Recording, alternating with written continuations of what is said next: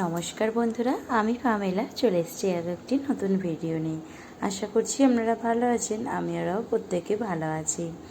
আজকে একটি গ্রাম্য প্রকৃতির ভিডিও নিয়ে এসেছি আপনাদের সামনে। এটা আমাদের গ্রাম না, আমার দিদির মেজদির গ্রাম আর কি। তো মেজদির গ্রামটা অসাধারণ একটি সুন্দর পরিবেশে ওদের বাড়িটি অবস্থান আছে।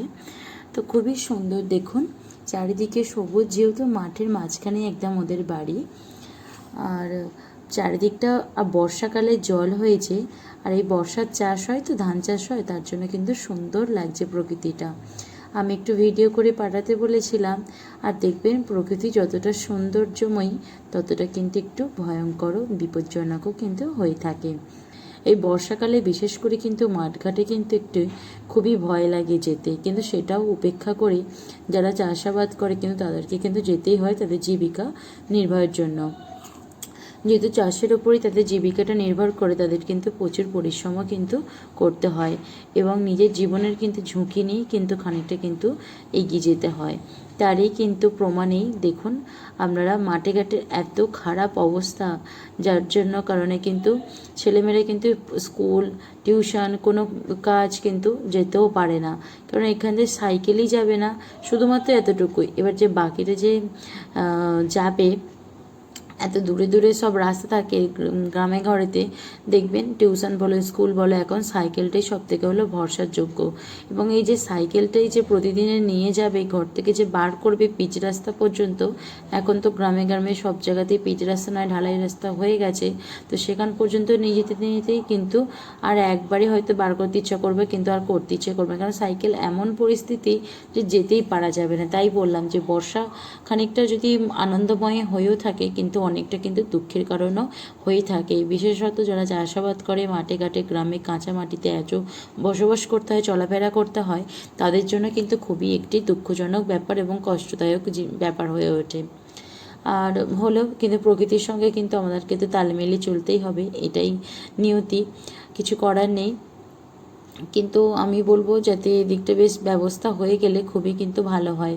ওদের প্রায় সময়তে মানে এদিকটা করে খুবই কষ্ট হয় একদম, যে মানে কি বলবো, দেখতেই পাচ্ছেন চারিদিকে সব জল হয়ে গেছে। আর এইগুলো না পুরো একদম জলে থই থই করছিল। ও মানে দিদি তো বেরোতেই পারছিল না, যে একটুখানি ভিডিও করে আপনাদের সঙ্গে শেয়ার করবো যে কেমন পরিস্থিতিতে আর মানে আর কি গ্রাম্য পরিবেশটা লাগে। শুধু আমরা সৌন্দর্যটাই দেখি, কিন্তু তার পিছনে যে যে বিপজ্জনক এই পরিস্থিতিটা কিন্তু আমরা অনেকেরাই হয়তো দেখতে পাই না, যেহেতু আমরা শহরের দিকে যারা বসবাস করে তারা তো একদমই দেখতে পাবে না। কিন্তু এই যে যারা গ্রামের দিকে বসবাস করেন তারা নিশ্চয়ই এই জিনিসটার সঙ্গে অনেকটাই পরিচিত।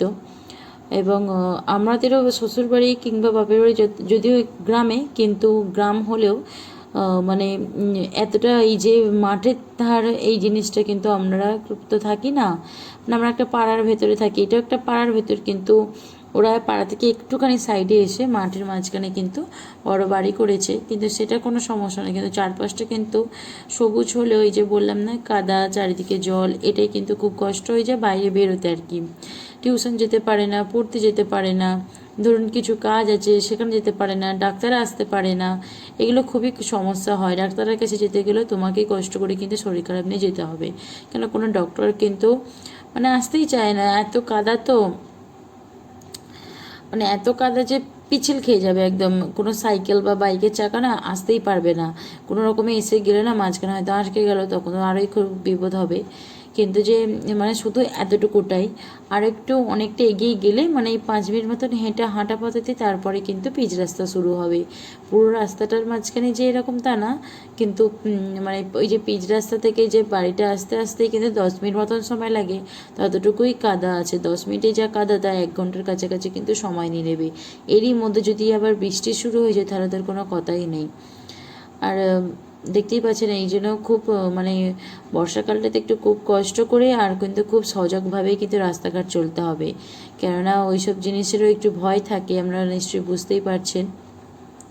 যাকে ঠাকুরকে নাম করি যেন যে যেখানে আছে যেন ভালোই থাকে, কারণ আমরাও না ক্ষতি না করি আর কাউকে আমাদেরও যেন না ক্ষতি না করতে হয়। তো এটা মাথায় রেখে কিন্তু পথঘাট চলতে হয়, কিছু করার নেই। আর যারা মাঠের মাঝখানে গিয়ে চাষাবাদ করে তাদের জন্য তো অসংখ্য অসংখ্য প্রণাম, অসংখ্য স্যালুট। কেননা দেখুন, চাষাবাদ কিন্তু না করলে হয়তো তাদের এটা জীবিকা, কিন্তু প্রত্যেকটা মানুষই প্রত্যেকটা জায়গা থেকে যদি কিছু সেই কাজটা না যদি করে, আমরা হয়তো বলে থাকি যে ওই কাজটা কি আমি করতে বলেছি, কিন্তু দেখুন তো ওই কাজটা না যদি ওনারা না যদি করে থাকেন, চাষাবাদ না যদি করেন, তাহলে আমরা কিভাবে ফসল পাবো? যদি অনেকটা দূর থেকে আমাদের সেই ফসলটা নিয়ে আসতে হয়, ধরুন রাজ্যের বাইরে কিংবা জেলার বাইরে, তাহলে তো আমাদের দামটাও সেরকমভাবে বেশি পড়ে যায়। তো সব মিলিয়ে বলবো, প্রত্যেকটা পেশাকে কিন্তু আমাদেরকে কিন্তু সম্মান দিয়ে চলাটাই উচিত। কোনোটা এইভাবে বলা উচিত নয় যে আমি কি তোমাকে করতে বলেছি। কেউ কারোর কিন্তু ইচ্ছাকৃতভাবে কোনো কাজটাকে কিন্তু বেছে নেয় না। সবাই কিন্তু ভালোবেসে কিন্তু এই মানে উপায় না পেয়ে কিন্তু এই কাজটাকে কিন্তু বেছে নিতে হয়। আর এই দেখতে পাচ্ছেন দিদি, এটা শ্বশুরমশাই, তো ইনি কিন্তু চাষাবাদগুলো করে থাকেন। মানে এত যে মাঠ দেখছেন সবটুকুটা না, মানে অনেকটাই কিন্তু এনাদেরও রয়েছে, মানে আমার দিদিদের রয়েছে। তো অনেক কিন্তু ওদের ধান জমি চাষ হয়, যে সারা মাসে আর কি 12 মাসে কিন্তু চালটা কিন্তু ওরা মানে নিজেদেরই খায়, কিন্তু মানে উৎপন্ন হয় মাঠেতে। তো সেটাই কিন্তু নিয়ে আসে এখানে ঘরেতে ঝেড়ে আর করে ওরা সবাই মিলে আছে, সবাই মিলে আর কি ধানটা ভাপিয়ে আর করে সেদ্ধ করে চাল থেকে ভাঙিয়ে, তো যেরকম প্রসেস আছে ওইভাবে করে কিন্তু খায়। এমনকি সমস্ত সবজি, তারপরে এই যে পুকুরে মাছ চাষ হয়। আর হ্যাঁ, এই যে মাছের কথা বলতে মনে পড়ে গেল, এই মাছগুলো কিন্তু পুকুরের না। ওই যে দেখতে পেলেন পুকুর থেকে সাইড দিয়ে সব চারিদিকে জল উঠেছে, তো ওই যে মাঠেতে যে জলগুলো জমেছে আর কি, তো সেখান থেকে কিন্তু এই মাছগুলো বর্ষাকালে কিন্তু এই মাছগুলো খুবই পাওয়া যায়, জাওলা মাছ। এগুলো কিনতে শরীরের পক্ষে খুবই উপকারও জাওলা মাছ। এতে আছে শিঙি মাছ, ল্যাটা মাছ, মাগুর মাছ। তো এইসব মাছগুলো রয়েছে, কিছু শামুকও দেখালাম। তো আমরা তো এগুলোকে শামুক বলি, আপনারা কি বলেন তা অবশ্যই কিন্তু কমেন্টে জানাবেন। তো আমি ভাবলাম যে একটুখানি প্রতিদিনে তো আমি হায়দ্রাবাদে থাকি, সেই ভিডিও আপনাদের সঙ্গে শেয়ার করি। তা আজকে তাহলে যদি আমি একটু অন্যরকম কিছু ভিডিও শেয়ার করি, তা আপনাদের কাছেও কিন্তু উপস্থাপন করতে কিন্তু খুবই ভালো লাগবে, তাই না? তো তাই জন্য সেই ভেবেই কিন্তু আমি ভিডিওটা শেয়ার করছি। আশা রাখছি আপনাদের খুব ভালো লাগবে, এবং ভালো লাগলে ভিডিওটি একটি লাইক কমেন্ট করে যাবেন বন্ধুরা, তাহলে খুব ভালো লাগে। আর দেখুন মাছগুলো মানে জলটা ফেলে দেওয়া হয়েছে, জলটা ফেলে দিয়ে এবার কিন্তু মাছগুলো কাটা হবে খাওয়ার জন্য আর কি। তো পরিষ্কার কিভাবে করতে হয় শিঙি মাছ, আমার দিদি শাশুড়ি মা কিন্তু উনি করছেন, মা আর কি, তো আমরা মা বলি ডাকি। আর এটা মাগুর মাছ, অ্যাকচুয়ালি এটা মাগুর নয়, মনে হয় শোল মাছ হতে পারে। আসলে এই জাওলা মাছগুলো ঠিক আমি অতটা নাম জানি না, যদি আপনারা জেনে থাকেন তো অবশ্যই কমেন্টে বলবেন। আমার তো মনে হয় এটা নয় মাগুর মাছ হবে, নয় শোল মাছ হবে, আমি ঠিক বলতে পারছি না, কেননা জাওলা মাছ সম্পর্কে অতটা মানে জানি না। কাঁটা মানে সরি আর কি, শিঙি মাছ সেটা জানি, আর এটাকে তো আমাদের এখানে কুঁচে বলে। দেখতে দেখুন কেমন টাইপের, কিন্তু খাওয়া নাকি শরীরের পক্ষে খুবই উপকার। এটা খেলে মানে আমাদের হিমোগ্লোবিন নাকি বেড়ে যায়, এরকম একটা কিছু। তো আপনারা এটাকে কি বলে ডাকেন অবশ্যই বলবেন, আর কে কে খায় সেটাও বলবেন। আমরা তো এখানে এগুলোকে কুঁচে বলি। আর আপনাদের দাদাভাই সব থেকে প্রিয় কী বলতে, জাওলা মাছের মধ্যে কই মাছটা, ও কই মাছের ঝাল বলুন, কই মাছের মানে ঝোল বলুন, পেঁপে দিয়ে কাঁচকড়াতে, যেটা আর কি স্বাস্থ্যের জন্য খুবই উপকারী। তো ওই জিনিসটা খেতে খুবই পছন্দ করে, কিন্তু দুর্ভাগ্যক্রমে ওইটা যখনই আমরা যেই সময়টাতে আর কি দেশে যাই, সেই সময়টা কিন্তু আমাদের বাজারেতে আসে না। বাজারে তো সিজন অনুযায়ী মাছ আসে, মানে পাড়ার বাজার, বুঝতেই পারছেন, একদম যে মার্কেট হোলসেল সেরকম তো নয়। আর সেই সব মার্কেট আছেন জেনে তা নয়, বাইকে করে হয়তো 15 মিনিট 20 মিনিট যেতে লাগে, কিন্তু ওই যে আর যাওয়ার হয় না। কিন্তু ও যে পছন্দ করে, আমি বলি বারবার যে যাও গিয়ে নিয়ে আসো, নানান কাজের মধ্যেও আর সকালবেলা উঠে আর ভালো লাগে না, আর যায়ও না। দেশেতে গেলে সকালবেলা ঘুম থেকে উঠতেও চায় না, উঠলো হয়তো পাড়াতে একটু গেল, ওয়াকিং করলো, আমাদের সামনে মন্দির আছে, তো সেই বাজারে আর যায় না। আর দেখুন এদিকে আপনাদের সঙ্গে কথা বলতে বলতে কিন্তু এই যে এটা মাগুর মাছই আর কি, দেখুন লেজটা অনেকটা পাতলা, এটা মাগুর মাছই হবে। আর কত বড় দেখুন, আর কত বড় বড় বেশ চাকাও হয়েছে, কিন্তু খুব সুন্দর করে কিন্তু পরিষ্কার করে ফেললেন আমার দিদি শাশুড়ি মা আর কি, মা আর কি। তো মাই মাছগুলো ভালো করে কাটতে পারে, ওই জন্য মাই কাটছে। আমার দিদিরা হলো 3 জা, মানে 3 ভাই আর কি, একটি ননদ, আর আমার দিদি হলো মেজদি, আমাদের বাড়ি থেকেও মেজদি, আর ওখানেও কিন্তু মেজো যাওয়া হয়েছে আর কি, মেজো বউ হয়েছে। আর আমিও কিন্তু আমাদের বাড়ি আমি ছোটো মেয়ে, আর আমিও কিন্তু আমাদের শ্বশুর বাড়িতে আমি ছোটো বৌমা আর কি। আর আমার বড়দি কিন্তু বড়, ওর বিয়ে, ও আবার ছোট হয়েছে আর কি। তো যাই হোক, আপনাদেরকে বলেই দিলাম। আর এই যে এইটা দেখুন, এইটা আরেকটা মাছ, এইটা মনে হয় শোল মাছ আছে।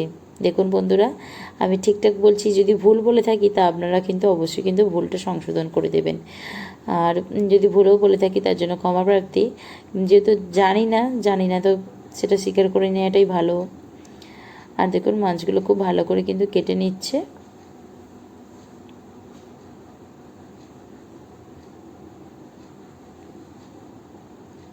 তো এরকম গ্রাম্য পরিবেশ দেখতে কার ভালো লাগে তা অবশ্যই কিন্তু জানাবেন।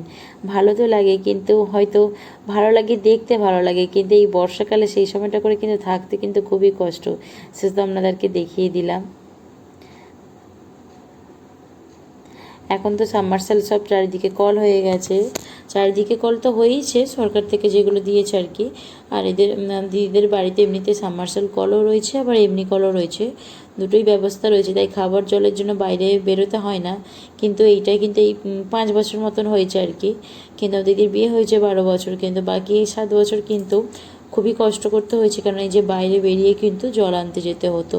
গ্রামেতে যে কল থাকে তো সেই কল থেকে গিয়ে কিন্তু জল আনতে যেত।